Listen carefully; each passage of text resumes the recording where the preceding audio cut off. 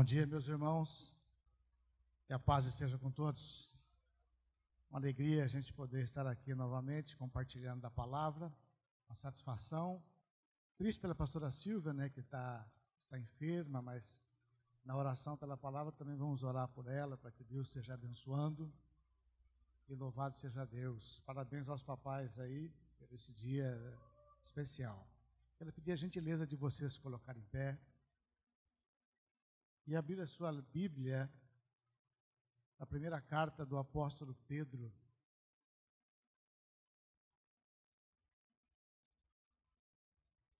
Logo já no versículo 1. Lemos a palavra de Deus, a fim de ouvirmos a mensagem. Pedro, apóstolo de Jesus Cristo, aos eleitos que são forasteiros da dispersão no Ponto, Galácia, Capadócia, Ásia e Bitínia, eleitos segundo a presciência de Deus Pai, em santificação do Espírito para a obediência e a aspersão do sangue de Jesus Cristo. Graça e paz vos sejam multiplicadas. Amém. Vamos à palavra de oração. Pai de amor, mais uma vez nos debruçamos sobre a Tua palavra, porque entendemos que nem só de pão vive o homem. Por isso precisamos da Tua bênção, a bênção, Pai, do Teu Espírito Santo, aos nossos corações, à nossa mente, para que haja edificação da Tua igreja. Aproveito o momento, Deus, para mais uma vez interceder pela pastora Silvia, pela Joy, dos irmãos que estão com algum tipo de enfermidade. Pedir, Pai, a Tua bênção, e em nome de Jesus, repreender a enfermidade. Invocar a Tua cura, Senhor, sobre essas vidas. Que haja cura em todos os sentidos, ó Pai, para a glória e honra do Seu nome oramos. Amém. Pode sentar, querido. Eu louvo a Deus porque a cada dia a gente tem se integrado mais à comunidade, e dia ou outro a gente vai tendo oportunidade de conhecer os irmãos, né? A gente vai se integrando e é muito legal isso, porque faz toda a diferença. Olha, já tive na casa de vários irmãos, agora recentemente ali o Rodrigo, tivemos juntos, passamos um tempo lá também no trabalho dele, muito legal. Pastor Fernando, a cada dia a gente vai se integrando. O Rogério e tantos outros, né? E isso faz muito bem para a nossa alma. E para nós, para a minha família, tem sido um bálsamo. Nós estamos aqui, poucos nos conhecem, mas nós não viemos do nada. Eu fui pastor na cidade de Joinville, Santa Catarina, por 23 anos, 22 anos e meio, mas já sou pastor aí a questão de uns 25 anos, mais ou menos. E os últimos 23 anos e meio de nossa vida foi na cidade de Joinville, Santa Catarina, e ali deixamos 4 igrejas que plantamos, estão lá, graças a Deus. Os jovens pastores assumiram, estão dando conta, e com certeza vão fazer um trabalho muito melhor do que eu fiz, mas já são frutos que estão dando para a glória de Deus naquele lugar. E agora a gente está morando aqui em Orlando. A Seara tem sido a casa que o Senhor nos tem conduzido.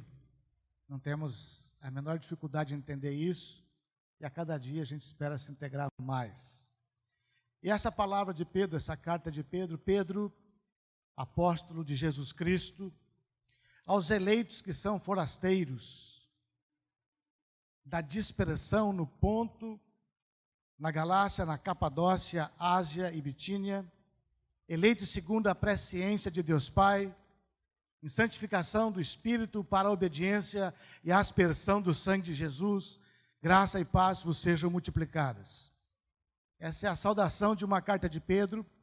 Não preciso falar com a igreja quem for Pedro, nós cantamos hoje aqui sobre Pedro, falando da rocha inabalável. Interessante que, um tempo atrás, alguns teólogos começaram a falar que Pedro era a pedra, que o sentido era que Pedro era a pedra, e falaram para mim: o que você acha? Os teólogos têm dito que, rediscutindo isso, que Pedro é a pedra. Entre os teólogos e Pedro, eu prefiro ficar com Pedro, porque ele diz que Cristo é a pedra. Cristo é a pedra angular, a pedra principal. A Cristo e a sua obra na cruz, de ressurreição. A sua pessoa é a base, é o chão, é o sustento da igreja. Pedro é esse homem que andou com Jesus, um dos pais da igreja, um dos líderes mais importantes da igreja, mais influentes. E no período que foi escrito essa carta, já estava iniciando uma perseguição contra a igreja. Ainda não era a perseguição intensa debaixo de Nero, mas a igreja já tinha começado a experimentar muitas dificuldades. E Pedro era um homem perspicaz, um homem inteligente, um homem preparado, um homem cheio do Espírito Santo, e ele percebeu no horizonte que essa perseguição ia ficar mais intensa e mais aguda. Essa perseguição poderia comprometer a caminhada da igreja. E ele escreve essa carta como um encorajamento, como um ensino, para preparar a igreja para o que viria ali na frente. A perseguição, ela vem com o intuito de paralisar, enfraquecer, parar, destruir, aniquilar, anular a ação da igreja na história. Toda perseguição que se estabelece, ela vem para parar a obra de Deus, ela vem para paralisar a igreja. E uma igreja paralisada é uma igreja morta. O irmão paralisado na sua trajetória espiritual é um irmão morto. A igreja existe para um propósito de Deus. A igreja não é um fim em si mesma. A igreja é um meio. A igreja não é um fim em si mesma. Ela é um meio para os propósitos de Deus, que é estabelecer o seu reino na história sobre a face da terra. A igreja existe para um propósito. E a perseguição vem para que esse propósito não seja atingido. E o apóstolo Pedro sabe isso. Porque Jesus falou para ele em Mateus 16, eu edificarei a minha igreja e as portas do inferno não prevalecerão contra ela. Pedro tinha clareza, ele tinha revelação de que era a igreja, para que era a igreja, de quem era a igreja e qual a missão da igreja. E quando ele percebe os áreas de perseguição, ele se preocupa e fala, será que os irmãos vão sobreviver à perseguição? Será que os irmãos terão força? E essa carta vem então para encorajar, para despertar, para ensinar, para preparar o coração da igreja para os desafios que viriam a seguir. E ele fala da identidade. Essa carta não tem um endereço específico. Ele fala a Pedro, apóstolo de Jesus Cristo, aos eleitos, que são forasteiros da dispersão, no Ponto, na Ásia, Capadócia, Bitínia, Frígia, Orlando, diga amém. Essa é para todas as igrejas, não há um endereço específico, são cartas circulares, porque a igreja, quando se expõe a estas cartas, ela tem que aprender com elas. Não tem tempo, não tem direção, é para sempre, é para qualquer igreja, é para qualquer crente em qualquer lugar. Porque a perseguição pode se estabelecer, a fim de que a igreja seja paralisada. E ele fala da identidade da igreja.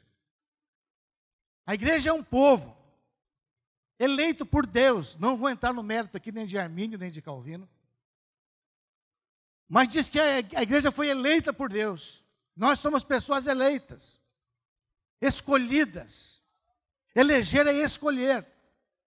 É interessante nas eleições, eu não sei como funciona aqui, mas no Brasil, você quer dar risada, você assiste o programa eleitoral gratuito.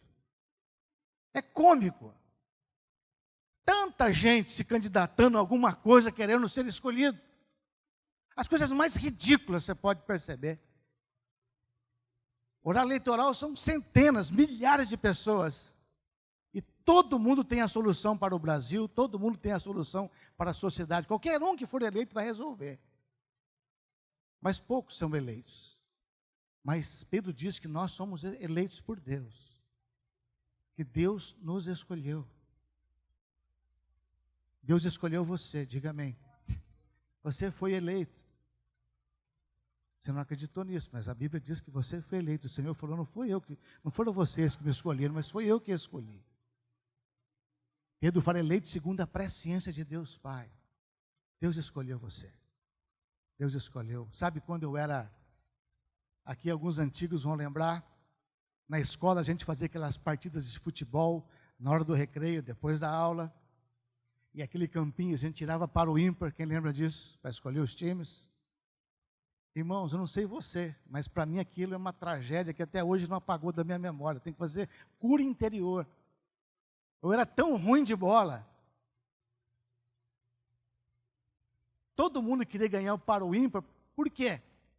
Primeiro que quem disputava para o ímpar era lugar garantido no time. Ele que escolhia o time. Em segundo, o primeiro escolhido era o craque da turma. O cara ganhava par, já escolhia quem? O melhor. E a gente ia ficando, quando não tinha mais ninguém, o cara olhava para o poste, para o cachorro, para a pedra, aí escolhia a gente. E geralmente para colocar no gol. Isso era traumático, porque eu já sabia. Falei, meu Deus, eu vou chegar primeiro que todo mundo e vou ser o último a ser escolhido. Faz mal para a gente isso, irmão. Não é bullying, mas faz mal. Mexe com a nossa autoimagem, a nossa autoconfiança. Pois aqui com 56 anos, precisando do gabinete psicológico para colocar as coisas em ordem, mas a culpa é lá de trás. Os escolhidos são os melhores. E Pedro me diz nessa carta que você é um escolhido de Deus. Deus escolheu a você. Ele está firmando a identidade da igreja. Igreja, Deus escolheu você. E você foi o primeiro da lista. É interessante quando chega a época de Copa do Mundo, Copa América, todo mundo fica prestando atenção no técnico que vai trazer a relação dos convocados, não é verdade? E Deus, quando foi montar o seu time, o primeiro nome que estava lá era o seu, diga amém. É o seu nome. Você foi o primeiro. Quando Deus pensou em chamar alguém, Ele pensou em você primeiro. O maior headhunter de todos os tempos. Escolheu você. Isso é um problema. Eu não escolheria a mim, você escolheria você? Eu não escolheria a mim. Nem você eu também escolheria. Mas Deus escolheu a cada um de nós para ser a sua igreja. E Hebreus capítulo 12, versos 23 diz algo que não dá para a gente entender. Ele diz que a igreja de Jesus é a igreja dos primogênitos. Todos nós somos primogênitos. Nós somos a igreja dos primeiros. Você é o primeiro. E Pedro está falando, você foi escolhido por Deus. Você pode me perguntar, mas será que fui? Quando fui? Nós somos escolhidos por Deus naquela cruz. Quando o Senhor Jesus gritou, Deus meu, ou Eli, Eli, por que me desamparaste? Eu vou dizer para você, se naquela hora Deus estivesse escolhido Jesus, nós não estaríamos aqui hoje. Você e eu, nós estamos aqui hoje, porque Deus deixou Jesus morrer e nos escolheu. Se Ele escolhe salvar o seu filho, não haveria salvação para nós. E ninguém tem maior amor do que esse. E Deus amou você e a mim de tal maneira que deu o seu Filho unigênito. E Pedro está falando, igreja, abre os olhos. Você foi escolhido por Deus. Se Deus tivesse ouvido o brado de Cristo, talvez nós não estivéssemos aqui hoje. Sabe, tem a história de um pastor amigo meu, muito querido. Ele estava numa grande convenção em São Paulo. E o nome, o grande preletor da convenção era o Oscar Schmidt. Quem conhece o Oscar Schmidt? Nosso 14, o cestinha do basquete. E esse amigo meu falou que o Oscar é um cara sensacional. Pensa num cara bom. Não tem ninguém que não gosta do Oscar. O cara batuta, a família dele é boa, ele tem dinheiro, ele tem fama, ele tem amigos, ninguém fala nada contra ele. Ele é uma unanimidade. Mas o Oscar não tinha Jesus. Esse pastor amigo meu na convenção olhou e viu o Oscar e falou, Deus, me dá uma oportunidade de evangelizar esse homem. E dizem que quando a gente ora é perigoso, que Deus pode preparar as coisas. E esse meu amigo andando pelos bastidores, entrou numa sala, quem estava numa sala sozinho? Oscar Schmidt. Ele entrou e falou, e agora? Como é que eu falo com esse cara? Dinheiro não é problema. Saúde não é problema. Família não é problema. E a gente não sabe falar de Jesus quando as pessoas não têm problema, não é verdade, irmãos? O que é um erro nosso, demonstra que a gente precisa conhecer um pouco mais de Jesus. Ele chegou para o Oscar, e agora o Oscar sozinho, ele falou, Oscar, qual é a coisa mais importante na sua vida? O Oscar parou e pensou, e respondeu para ele, meu filho, a coisa mais importante. Aí ele virou para o Oscar e falou, é verdade, Oscar. Oscar, eu vou dizer uma coisa para você. Se eu pudesse, eu daria a minha vida por você. Se eu pudesse, eu daria a minha vida por qualquer pessoa. Se a minha morte salvasse alguém, eu pudesse livrar alguém de um acidente, eu pularia na frente do carro. Eu corro risco por outras pessoas, mas uma coisa eu jamais faria, eu nunca daria o meu filho por você. Eu nunca daria o meu filho por ninguém. Mas eu vim aqui te falar de um Deus que te ama e deu o filho dele por você. Diz que os caras aceitou Jesus naquele lugar. E discipularam por telefone, por internet, por um período. Que tinha um missionário na China, na Revolução de Mao, quando foram perseguidos, fugindo pelas montanhas, missionário, a sua esposa e um filhinho de 6 ou 7 anos. Os soldados pegaram a família, amarraram o pai, amarraram a mãe, torturaram pai e mãe. Quando o pai acordou, estava amarrado numa árvore, a mãe em outra, e os soldados na frente do pai, torturando o seu filho, para que ele negasse a sua fé. Enquanto os soldados torturavam o filho olhava para o pai e gritava, pai, me ajuda. Pai, está doendo. E mataram o filho daquele missionário, deixaram ele amarrado naquela árvore.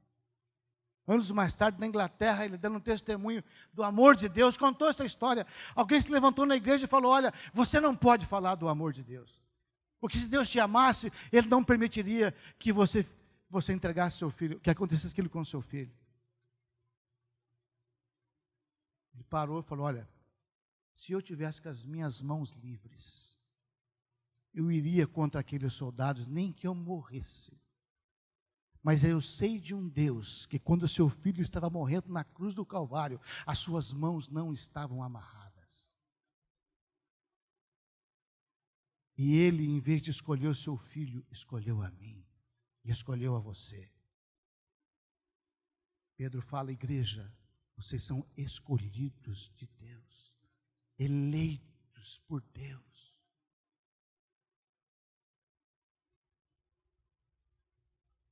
Vocês são essa raça eleita, essa nação santa, esse sacerdócio real, esse povo de propriedade exclusiva de Deus, a fim de proclamar as virtudes daquele que o chamou das trevas para a sua maravilhosa luz. Sabe, irmãos, a perseguição é uma questão real. O Rogério, de vez em quando, posta algumas perseguições que os nossos parceiros missionários estão passando no campo.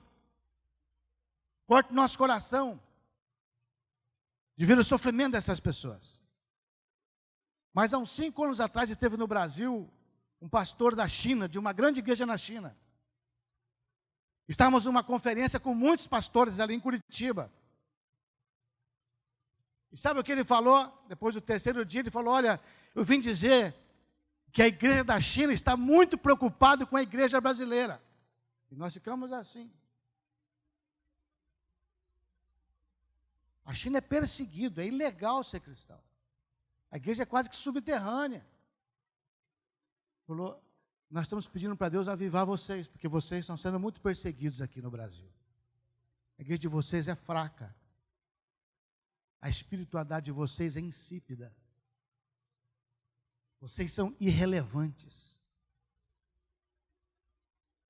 Nós da China estamos orando, e nós achando que nós estamos abençoando a China. Porque a perseguição, ela vem de muitas maneiras. Aliás, quando a perseguição vem no pau, é bom para a igreja. Você fecha uma igreja, abre 5. Você mexe com um cristão, a turma se une e se levanta e começa a orar, e começa a jejuar. Um tipo de perseguição com violência, com repressão, não faz mal, faz bem. Outro dia eu falei para os pastores no Brasil, temos que orar por perseguição, não é orar por avivamento. O pau tem que começar a cantar, para a turma começar a orar. Quem sabe aí Deus nos desperta, nos renova e por fim nos aviva. A perseguição é violenta e ela vem para paralisar, para anular, para travar, para diminuir, para cercear, para destruir a igreja, porque a igreja é o único agente sobre a face da terra. Se não for o único, é o principal agente do reino de Deus. E o diabo se opõe à obra de Deus. E é uma perseguição hoje velada, é uma perseguição diferente. Há uma perseguição que nós não discernirmos, que ela vai entrando, irmãos. E essa perseguição vai enfraquecendo a nossa fé.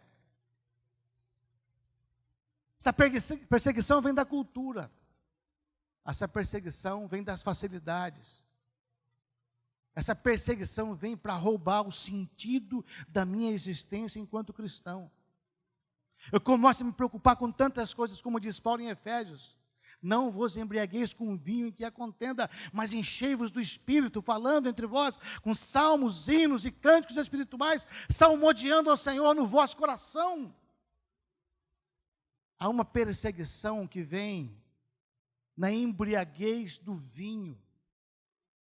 Vem roubando de nós a espiritualidade, vem roubando a fé. Vem diminuindo a nossa paixão pelas coisas de Deus. É tanta coisa na vida, o hedonismo, o desejo pelas coisas deste mundo. E aí que Pedro entra no comecinho e fala, vocês são forasteiros, igreja, vocês são forasteiros. Vocês não pertencem a este mundo. O diabo quer roubar da igreja a percepção da eternidade. Durante um tempo, a igreja só pensou na eternidade e esqueceu deste mundo, e foi trágico para nós. Perdemos o ambiente acadêmico, perdemos o ambiente político, perdemos o ambiente da cultura, perdemos os esportes, perdemos a juventude, porque pensamos apenas na eternidade. Há 20 anos atrás, na igreja, o jovem era incentivado a não fazer uma faculdade, porque lá ia se desviar. E aquilo é coisa do mundo, que Jesus estava às portas. E nos alienamos do processo. Isso nos custou muito caro, porque hoje o ambiente acadêmico, a mídia, está na mão de pessoas que são contra o reino de Deus. Por quê? Porque as pessoas mais capazes que estão dentro da igreja se alienaram da história. Estamos pagando um preço muito caro por isso. Lixo sendo vomitado, por quê? Não tem um crente lá. Na política, o corrupto domina, por quê? Porque não tem um crente lá. Na educação, porque não tem um crente lá. Mas agora, ultimamente, o movimento pendular aconteceu. E de repente a igreja agora parou de se preocupar com a eternidade. E só começou a se preocupar com as coisas deste mundo. A teologia da prosperidade entrou com tanta violência na igreja. Que a adoração a Deus é mais ou menos igual a adoração a Mamon. Me dá, me dá, me dá, me dá, me dá. Eu te dou para você me dar. Barganhas com Deus. Igrejas estão cheias de pessoas que não pensam na eternidade, só pensam no aqui. E a Bíblia diz que nós só pensarmos aqui, nós seremos os mais infelizes dos homens.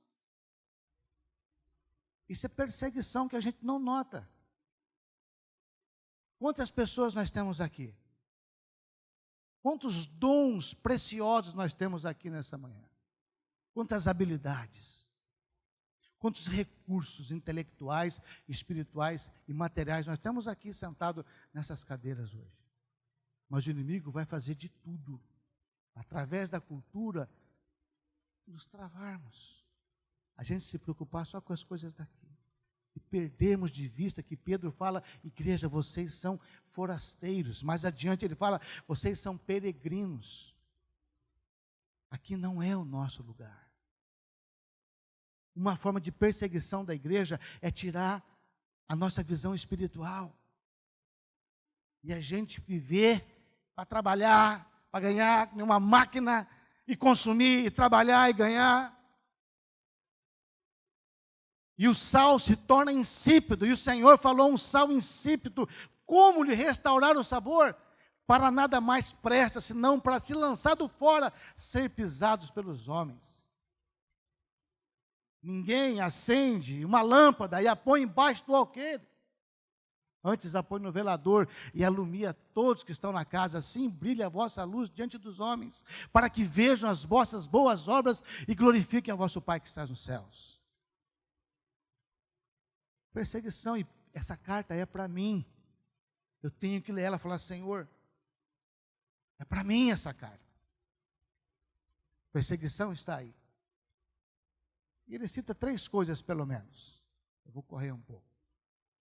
Ele fala, vocês foram eleitos por Deus para quê? Eles são igreja para quê? 3 coisas ele fala ali. A primeira delas é, repete comigo, santificação do Espírito. Deus, por que você me escolheu? Para ser santo, diga amém. Para ser santo. Santificação do Espírito. A palavra santo, a palavra kadosh, significa separado para. Deus nos tirou quando ainda estávamos mortos em nossos pecados e delitos. Quando ainda estávamos na rebelião do pecado, Deus nos escolheu, enfiou a mão lá dentro do fogo e nos tirou de lá e nos transportou para o reino do seu amor. Ele me santificou, Ele me separou. Nós somos pessoas separadas. Para quê? Santo. Para sermos santos. Amém? Sermos santos. Tem gente que fala assim, mas ser crente é ser chato. Você não pode fazer mais nada. Aliás, durante muito tempo o crente era isso distintivo, não era? Não bebo, não fumo, não falo palavrão, não vou na balada. O crente não era conhecido pelo que ele fazia, é conhecido pelo que ele não fazia. Não faço isso, não faço aquilo. O cara fala, meu, mas ser crente é chato, hein, cara? Não pode jogar bola, não pode ver televisão, não pode ir no teatro, não pode ir no cinema, não pode ir no churrasco da empresa, porque a turma fala bobagem lá. Não pode, crente é sinônimo de não pode. E aí o projeto de santidade ficou um projeto feio.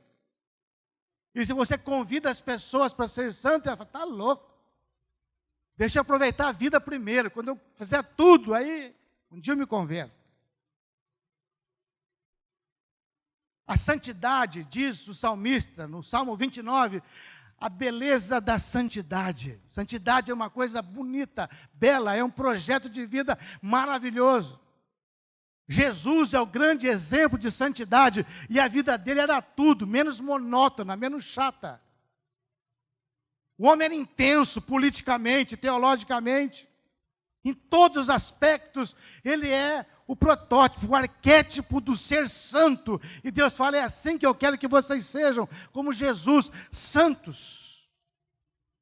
Homem pleno, intenso, visionário, corajoso, ousado, destemido. É isso que Deus espera de nós, santidade. É evidente que a santidade tem aspecto de negação. A Bíblia fala que aquele que fazia tal coisa, não faça mais. Mas santidade tem mais a ver com aquilo que eu faço do que com aquilo que eu não faço. A santidade nos torna proativos. Jesus falou, olha, eu tive fome e você me deu. Eu tive preso e você me visitou. Eu tive nu e você me cobriu. E por isso você vai entrar. Porque o meu Espírito está em você e o meu Espírito é o Santo. E o Espírito Santo produz em você uma qualidade de vida de Deus. Por isso que ele fala em santificação do Espírito. Deus entra em nós, e quando Ele entra em nós, Ele vai mudando a nossa natureza e vai nos transformando em pessoas diferentes para manifestar a glória dEle.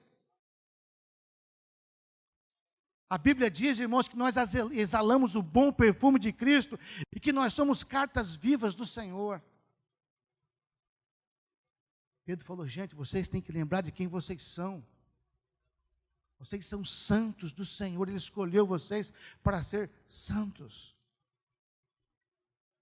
E santo é ter o Espírito de Deus dentro de nós, que muda a minha natureza, muda o meu coração, muda os meus valores, me influencia. O velho homem vai morrendo, o novo homem ressuscita para a glória de Deus. Mas o mundo vai fazer de tudo para minar esse projeto de santidade na sua vida. O mundo vai trazer coisas que vai entristecer a obra do Espírito em nós. Quando você não estiver legal, eu vou dizer uma coisa para você. Faça uma reflexão e pergunte a Deus, Senhor, aonde eu tenho entristecido o seu Espírito? Você não está bem? Tranca a porta do seu quarto, dobra os seus joelhos e pergunta para o Senhor, Deus, aonde eu tenho entristecido a obra do teu Espírito na minha vida? O Espírito Santo que nos convence do pecado, da justiça e do juízo, vai fazer uma obra na nossa vida. Igreja, nós somos chamados para ser santos. E ser santos, irmãos, não é um festival de não pode, é ter uma qualidade de uma vida de Jesus em nós. É amar, é perdoar, é sorrir, é ser simpático, é ajudar o outro, é estarmos juntos. É uma qualidade de vida. Só que o mundo vai querer arrancar, vai querer entristecer. E Pedro fala, vocês serão perseguidos. Vai ter internet, vai ter pornografia, vai ter um monte de coisa, vai ter um consumismo desenfreado, vai ter uma sociedade hedonista que vai roubar a atenção de vocês e vai paralisar a obra do Espírito Santo na vida de vocês. Pedro está profetizando a igreja. Vai vir Nero e vai vir um monte de coisas para que a obra de Deus trave. E a igreja não produza, os irmãos não produzam o que tem que produzir, e nós não podemos esquecer que o principal critério no tribunal de Cristo, segundo Paulo aos Coríntios, é o que nós fazemos ou deixamos de fazer. Está escrito lá. Todos nós vamos comparecer diante do tribunal de Cristo. A obra de cada um será provada. O que fez por meio do corpo, o bem ou o mal. O diabo quer arrancar de você as garras. A cultura quer matar a tua espiritualidade, a tua fé. Quer roubar a tua consciência. Só que dentro de você tem um Espírito Santo. E a igreja precisa disso. Amém?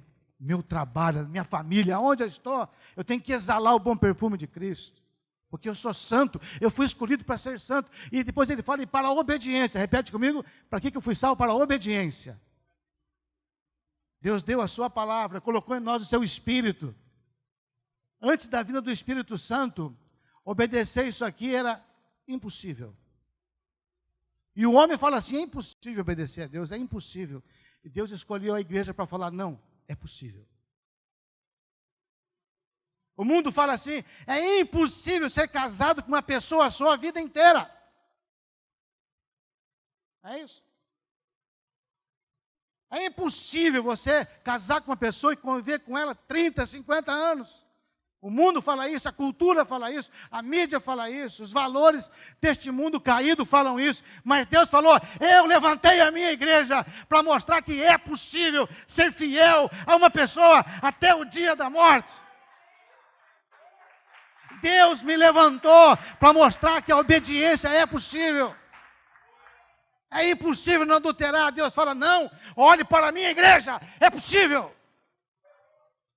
É impossível perdoar. Não, olhe para a minha igreja e entenda que é possível. É impossível não se prostituir. É impossível não ser homossexual. Deus falou, não, eu elegi a minha igreja e eles vão provar para você que é possível. Nós somos eleitos para a obediência. Porque o nosso exemplo é Cristo, e ele nos fala em Filipenses, Paulo,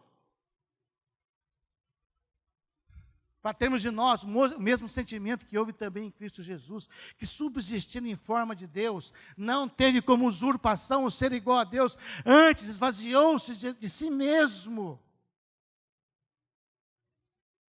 assumindo essa forma de servo, e sendo reconhecido em figura humana, humilhou-se a si mesmo, sendo obediente até a morte e morte de cruz, pelo que Deus sobremaneira o exaltou, dando-lhe o nome que está acima de todo nome, no céu, na terra e debaixo da terra, para que ao nome de Jesus Cristo todo joelho se dobre e toda língua confesse que Jesus Cristo é o Senhor, para a glória de Deus Pai. Há um Deus no trono, há um rei no trono, e foi obediente até a morte, morte de cruz, e a igreja foi eleita.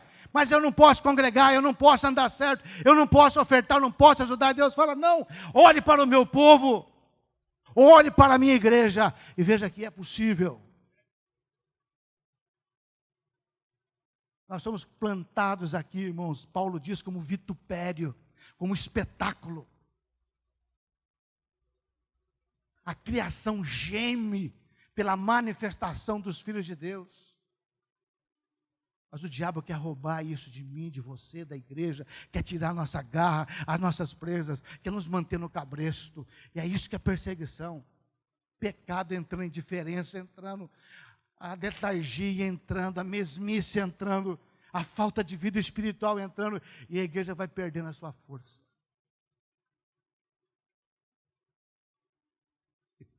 Por último, ele fala, vocês foram eleitos para quê? Para a aspersão do sangue de Jesus. Repete comigo, a aspersão do sangue de Jesus.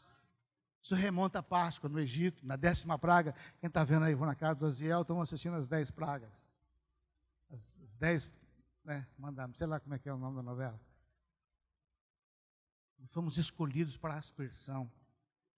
A Bíblia diz que no Egito, os israelitas pegavam o sangue do cordeiro, passavam na porta, os umbrais das suas portas da casa, porque a destruição viria sobre o Egito, e a casa que estivesse o sangue, o destruidor não entraria ali, ele passaria, por isso Páscoa, ele passaria. E Pedro diz que eu e você fomos eleitos por Deus, para termos o sangue de Jesus na nossa vida. Para que o mal não tenha poder e não tenha autoridade sobre nós. A aspersão do sangue de Jesus Cristo.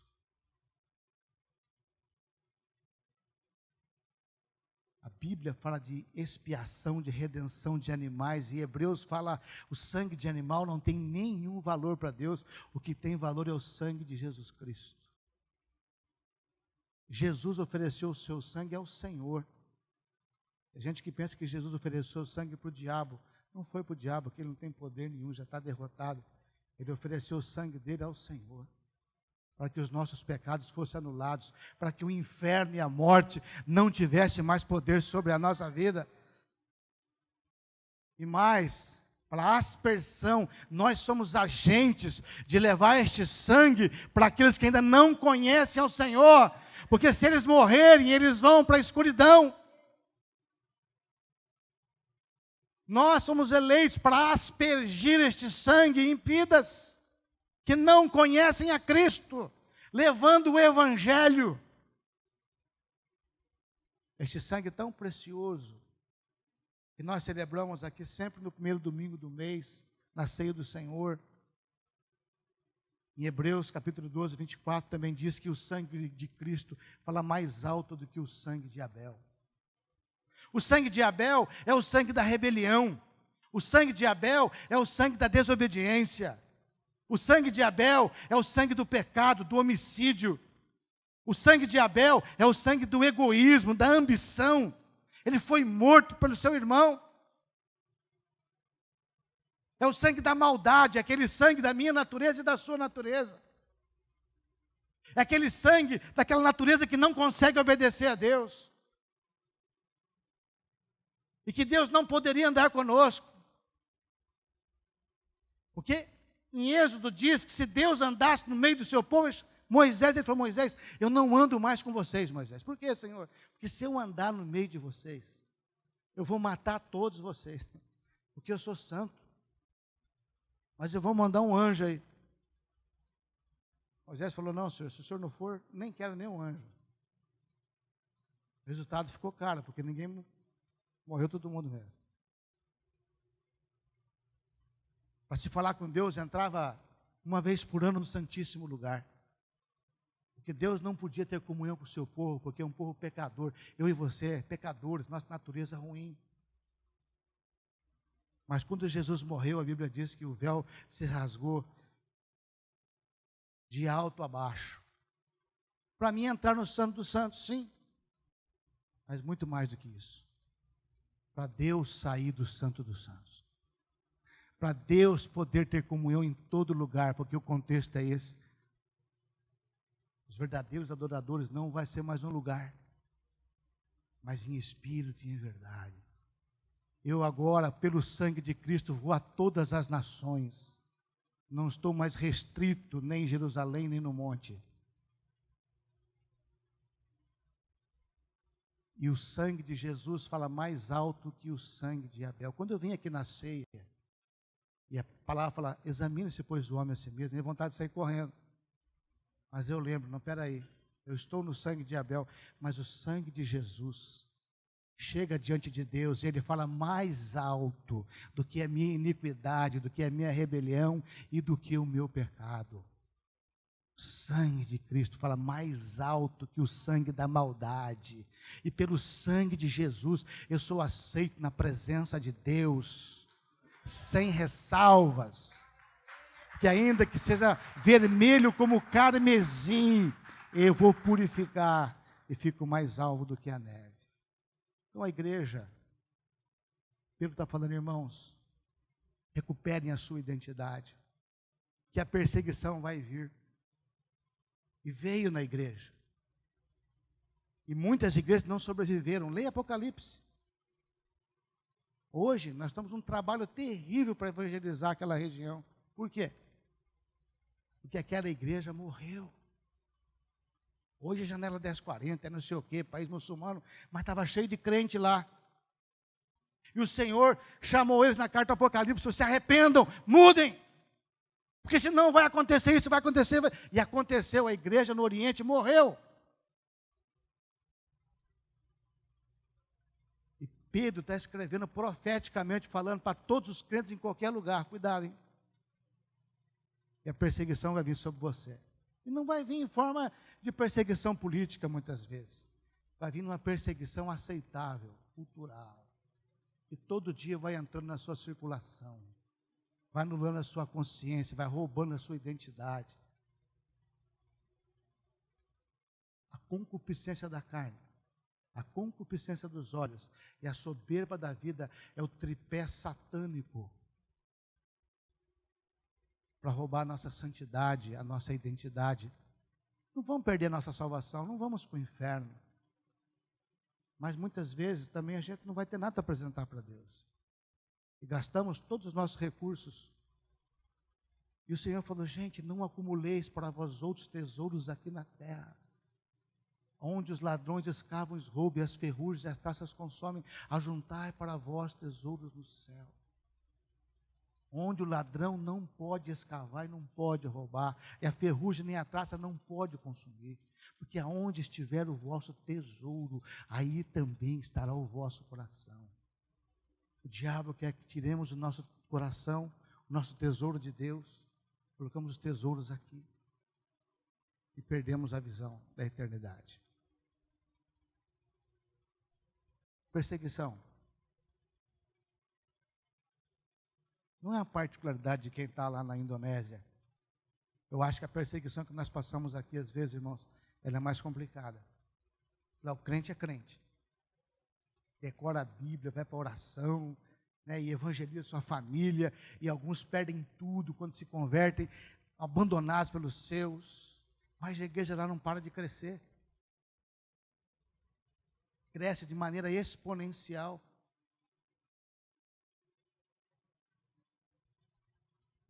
Um amigo meu esteve na União Soviética e estava preparando obreiros para levar para lá. O rapaz ia ter tanto trabalho na União Soviética. Chegou lá e ficou assustado com o tamanho da igreja. Porque o Senhor da igreja é Jesus Cristo. O Espírito Santo trabalha. Mas nós precisamos nos vivificar. Amém? A palavra de Pedro para nós, para mim. Sempre eu tenho que estar olhando para ela e falar: Senhor, será que eu estou... Quero anunciar o insípido, Deus, será que eu estou fraquejando? Que Deus tem uma qualidade de vida para nós. Amém? Eu quero orar com você. Em nome de Jesus. Quero convidar você a se colocar em pé. Eu já estou aqui. Já estou em pé.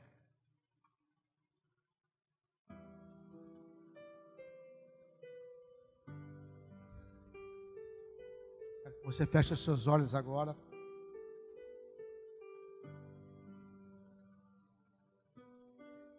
Eu vim aqui nessa manhã, a palavra singela, esse começo da cartinha de Pedro à igreja, esse homem que deu a vida por Jesus, que segundo a tradição foi crucificado de cabeça para baixo, esse apóstolo, esse enviado de Deus, mandou essa cartinha para nós, para mim, meu coração, o coração de todos os crentes. E nessa manhã eu vim dizer que você é um forasteiro, que você foi escolhido segundo a presciência de Deus. Fecha os teus olhos. Deus escolheu você. Como Deus escolheu a Davi, como Deus escolheu a tantos. Deus escolheu você. Na lista de Deus, você é o primeiro. Pedro está falando, não esqueça disso. Deus escolheu você. O primeiro nome que surgiu na boca de Deus foi o seu. E Ele escolheu você, sabe para quê? Para um projeto de vida que glorifique o nome dEle. Para ser santo. Para ser uma pessoa diferente, separada. Para que Deus pudesse atingir os propósitos dEle através da sua vida. Deus escolheu você para ser obediente, para lutar contra a velha natureza, para negar-se a si mesmo. Deus quer mostrar para o mundo que existe uma vida diferente, e Ele elegeu você para falar: está aqui, ó, obediência quer e não sacrifício. Ele escolheu você para você ter o sangue de Jesus na sua vida, para você entrar na presença dEle, com salmos, com hinos, com cânticos, com ousadia. E nessa manhã, em nome de Jesus, eu trago essa cartinha de Pedro. E se você, como eu, precisa ser renovado e fortalecido, coloca a mão direita sobre o teu coração.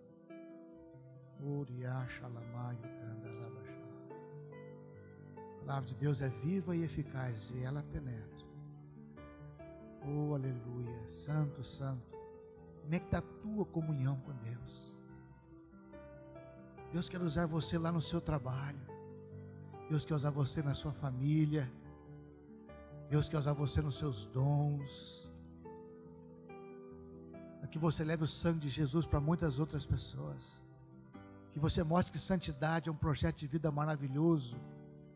E que a obediência é possível. Senhor, meu Pai, eu oro a Ti nessa manhã, Te louvando por esta palavra. Pedindo que na minha vida e na vida de quem mais necessitar aqui, Pai, o Senhor venha operar. Eu sei, Pai, que a perseguição tem vindo, Senhor. É uma perseguição silenciosa, aceitável, que não nos ofende imediatamente, mas, Pai, que vai diluindo a nossa comunhão contigo. E vem roubando de nós a percepção da eternidade, Senhor. E a gente esquece, Pai, que nós somos apenas forasteiros aqui, peregrinos, ó Pai. Aqui não é o nosso lar.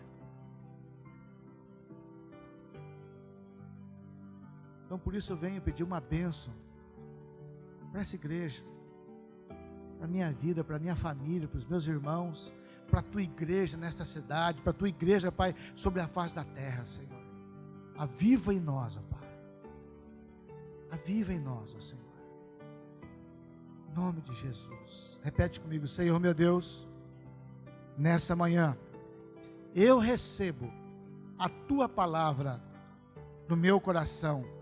Espírito Santo, eu te dou liberdade, autoridade para operar na minha vida. Eu te peço, desperta-me, renova-me, me aviva para a tua glória, em o nome de Jesus, amém.